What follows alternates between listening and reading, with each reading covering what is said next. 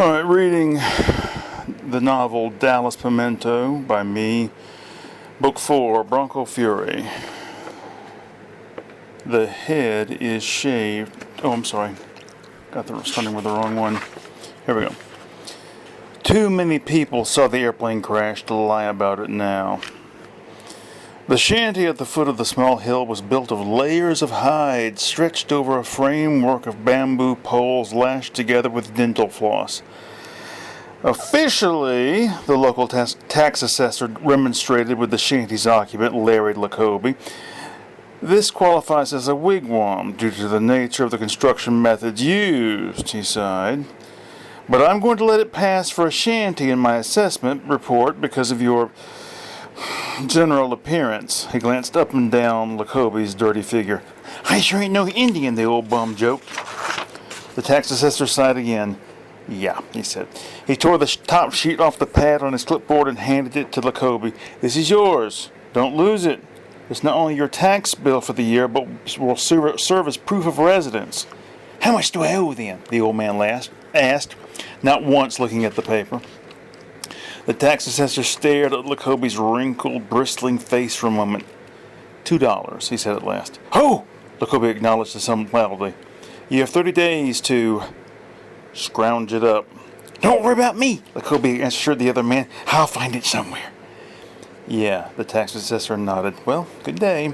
Thank you. See you in 30 days, Lacobe called out to the man in farewell.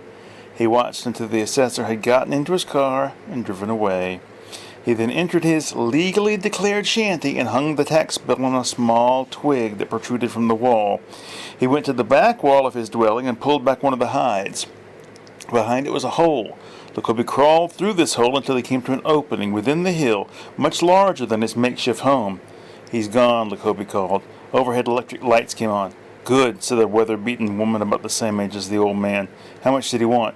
$2, Lacobe said with a laugh. He and the woman looked over the heavy money bags piled around the chamber. The head is shaved to denote obedience. Once you learn to do it, Carol explained to Terence, you'll never forget. Sorry, Terence declined, shaking his head. I'm not interested. Carol lowered the hose to her side, staring at Terence with a disappointed expression. I love how you can hear people talking in the background on old jazz albums, Gary told Terence after the latter had moved within his purlieus, if that is the proper word. Terence had backed away from Carol until he could slip into the crowd. He now considered Gary's statement. I don't believe I've noticed, he said. Ah, but then you don't listen to jazz, Gary shook 2 fingers at him. You're more of a Glenn Campbell type guy, aren't you? This last question was posed seriously. Gary's eyebrows knitted together at least. Glenn Campbell? Terence repeated. That old guy? Shh, urged Gary. Don't let Mickey hear you. They've got exactly the same birthday. Have you tried these, Gary? Miss Cashmere intruded, holding up some kind of puff pastry thing with a green filling, and asked. Large, thick penis, Terence said, as if finishing a thought. What? Mrs. Cashmere asked. Gary took the pastry from her and ate it. It is good, he agreed. I guess that's your supper, huh? Terence asked. Gary swallowed. My God, you're in a bad mood. I think I finally realized at this very moment that I really actually hate parties. Terence held up both his index fingers up, as if speaking of penises again, emphasizing his words. Well, why don't you leave? Miss Cashmere asked. A sizable number of faces had turned towards this little scene, as they often will at parties in crowded rooms. I think I will, Terence answered. He tapped Miss Cashmere on the nose and turned away. Oh, no, you don't, Carol cackled. She put the hose against the hem of Terence's shirt and sucked him into limbo. Little Book of False Orange. An unpleasant odor lingered in the book-filled room at the top of the stairs. Ned Feast sat down in the single chair facing the door and turned his head back and forth, sniffing delicately. Is it a fart? He wondered aloud. He imagined the assassin's ghost intoning solemnly, No, it is the smell of cold, quick death. Feast had left the door open so he could see down the stairs. If any of his friends entered the house, he would be able to see them before they reached the room. Making himself cozy, Feast reached out his hand for the volume 6 of The Complete Tuna Bell and the Cracker, a comic strip from the great reflowering of American comic strips, a largely posthumously invented time period. The critics realized only after the era was over how good it had been and gave it that name, Feast explained to the assassin's ghost, whom he imagined to be sitting on a stool beside him. "Ned," called Stuart Monkey from the doorway below. "Are you here?" "I am," Feast answered pompously. "Come on up." "I brought a friend," Monkey warned Feast. For a moment, Ned Feast had a flashback to the very same words as used in the movie Blade Runner. He prepared to have his eyes gouged out by an android, but it turned out that the friend was Dallas Pimiento. "Smells funny in here," Pimiento commented. Monkey was embarrassed. He had assumed that Feast had farted and was willing to pretend he smelled nothing. "And it's not a fart," Pimiento continued, even as Feast rattled on about how much he loved Pimento's portrait of Big Sal VII.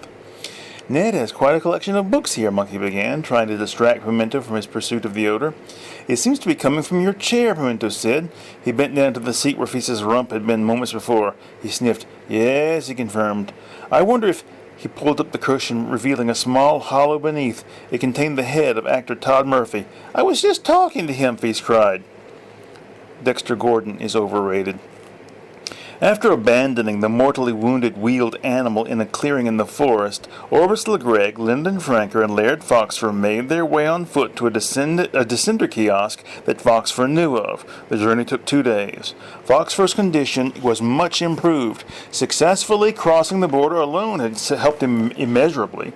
Liberal doses of good whiskey and the birds that Legreg shot and roasted in great numbers did their work as well.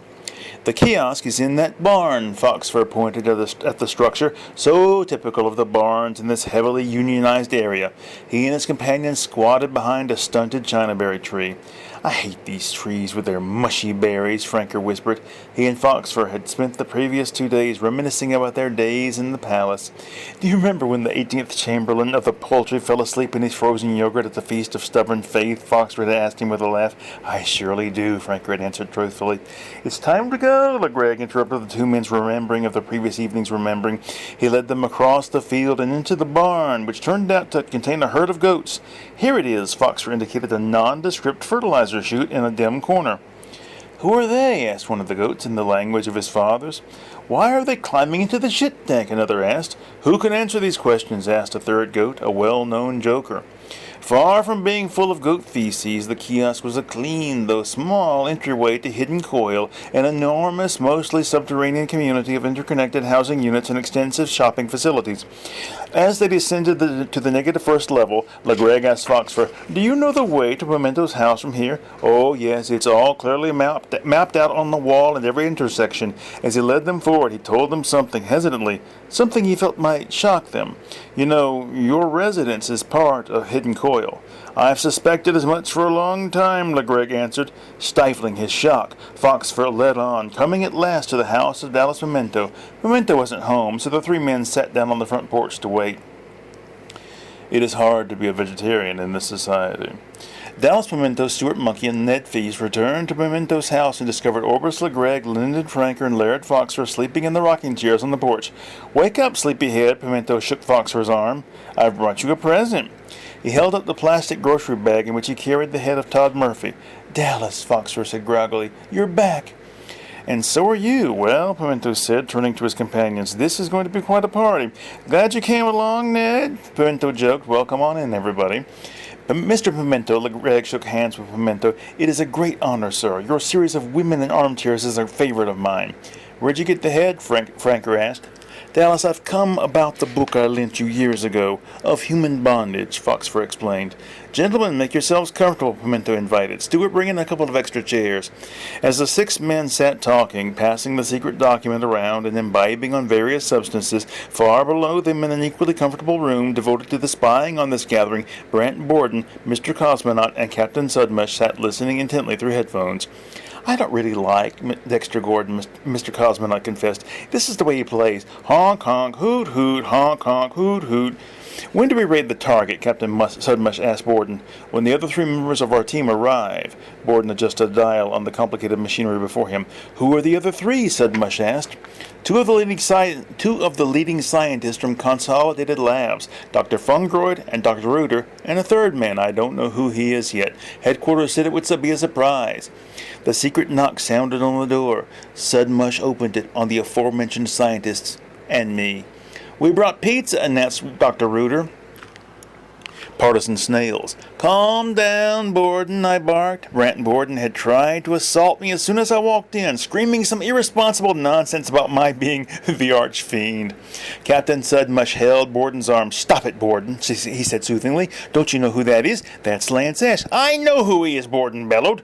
I noticed Dr. Fungroyd and Rooter smiling gleefully. This was most entertaining to them. He destroyed my life, Borden continued, jumping up and down, trying to free himself from the captain's merciless grasp.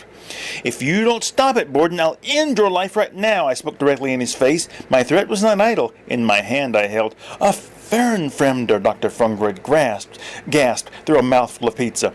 But it's only theoretical, Dr. Rooter objected. Do you know what will happen if I use this on you? I asked Borden. Borden considered the device soberly.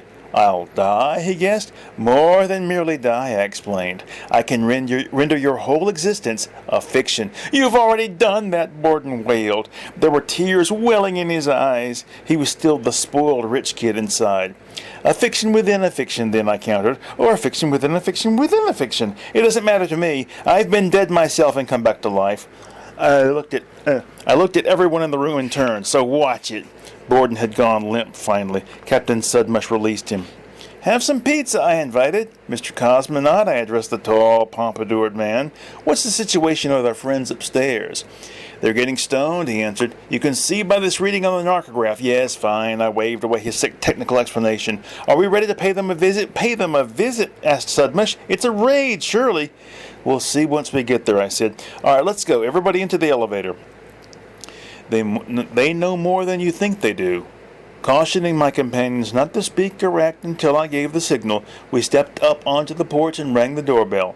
Who is it? Asked a steady voice, which I knew to be Dallas Pimento's. It's me, I said. Me whom? I heard giggling inside. Lance Ash, I replied. The door opened, and there stood Dallas Pimento. You seem to be having a good party, I said. And you seem to have brought one, Pimento added. The 12 of us barely fit into the tiny house, so after about a half an hour of comradely socializing, Pimento and I went out onto the porch and sat down. I knew they'd all get along once they realized we're all on the same side, I said with a grunt as I lowered my old bones into the rocker. Is that what you came for? To get everybody together? Pimento asked. I noticed a lot of gray in his hair. Having to tie up all these loose ends, I gestured behind me. You mean me too? If you decide to stay here. What do you mean? I'd like you to come with me. I sounded like an old cowboy, I know. Pimento shook his head, however. Sorry, I've got my own sidekick now, and don't threaten me with that gizmo in your pocket, he pointed. I know it won't work on me, not with my name on the cover. The cover of what? You know what I mean. Pimento held up his hands and gestured at everything. The house, the begonias, the artificial sky above. Okay, I nodded. We won't mention it. I got slowly to my feet. I guess I'll be going then. No hard feelings? No, none. Pimento got up as well. Oh, what about that paper, the one that's such a bombshell to the Pica Emperor? Forget it, I smiled. There is no such person. But I painted his portrait, Pimento said as I walked away. A sampler of Masonic symbolism and satanic imagery. During the lodge a complaint hour, Stalvey handed his cosmetologist smock to his neighbor, Mrs. Postcheck, and stood up. The last couple of cans of beans I've had were too sweet, he said confidently, though inside he was jumpy. His heart was doing the old thumpy-thumpy thing that it had first done when his first girlfriend had broken up with him. He waited until he had made definite eye contact with the moderator before sitting down again. Noted, the moderator acknowledged Stalvey's complaint as he did everyone else's. Mrs. Postcheck handed Stalvey's smock back to him. So soft, she commented in a whisper. Thank you, Stalvey whispered back. Are you a cosmetologist? The old woman asked. No, my old girlfriend was. This was the third or fourth girlfriend Stalvey had had. Her memory panged him still. After the breakup, he had kept her smock, finding it a month later in a box full of nutritional supplements. What did she keep of yours? Stalvey's friend Brian had asked when Stalvey finally showed him the smock a year later. About 300 albums, a set of pewter animal statues, and my old high school letter jacket. Stalvey reeled off the list readily enough, though he missed none of those things, except perhaps the Sugar Cubes albums, which he never got to listen to.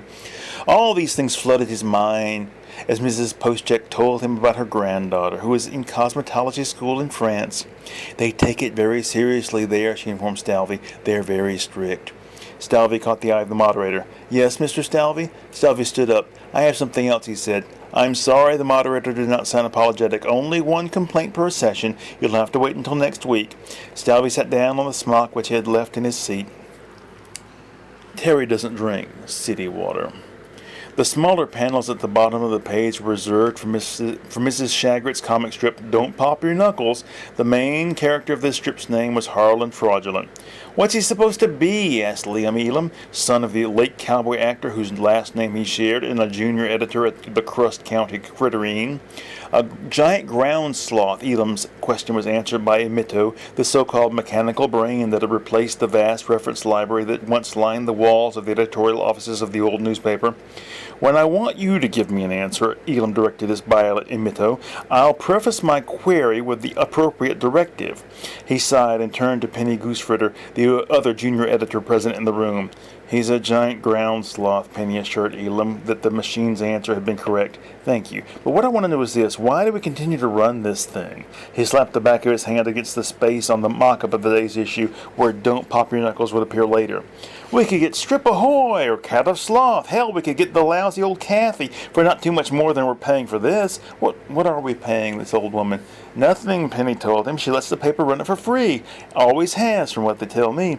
Well, laughed Elam, it doesn't matter if it's free or not, it sucks. I don't see why we continue to carry it.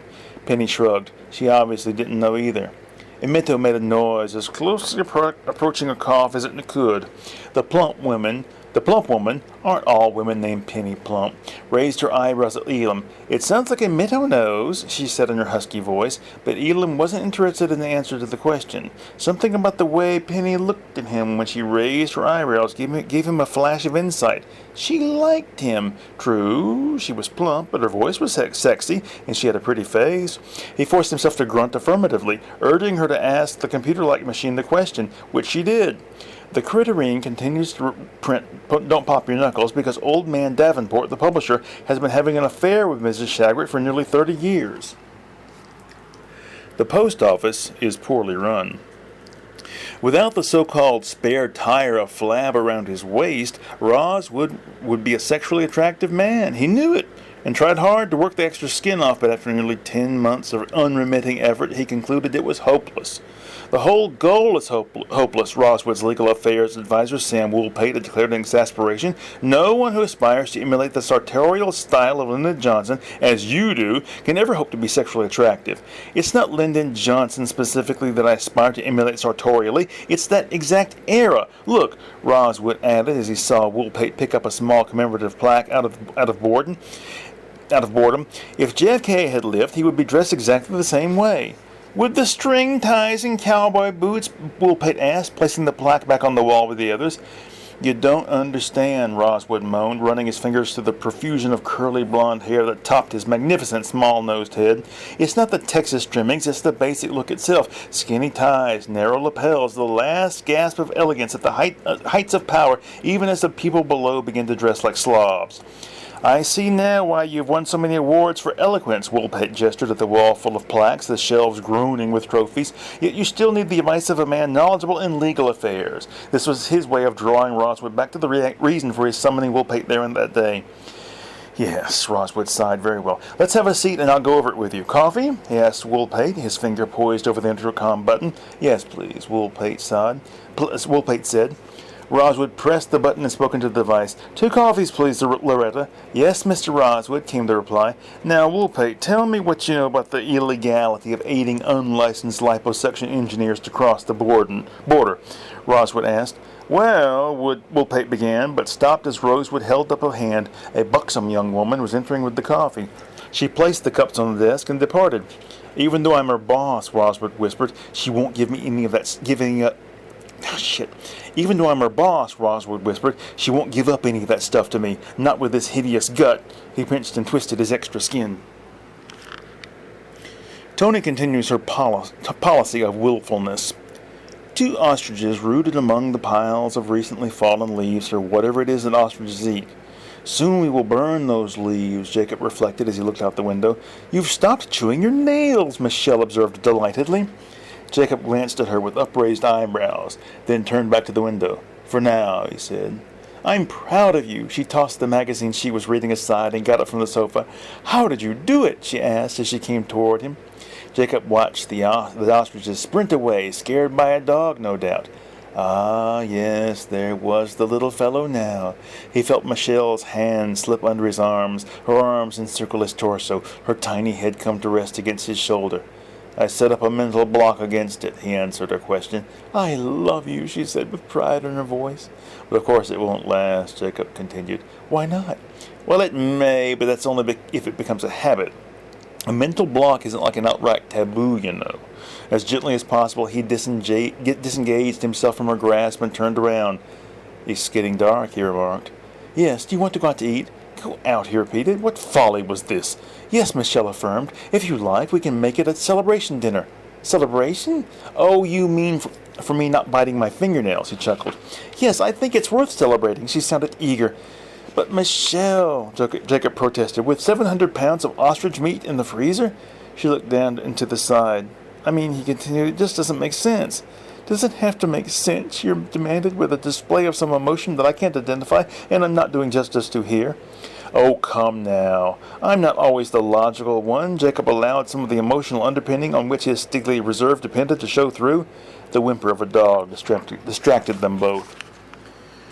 All right, see you next time.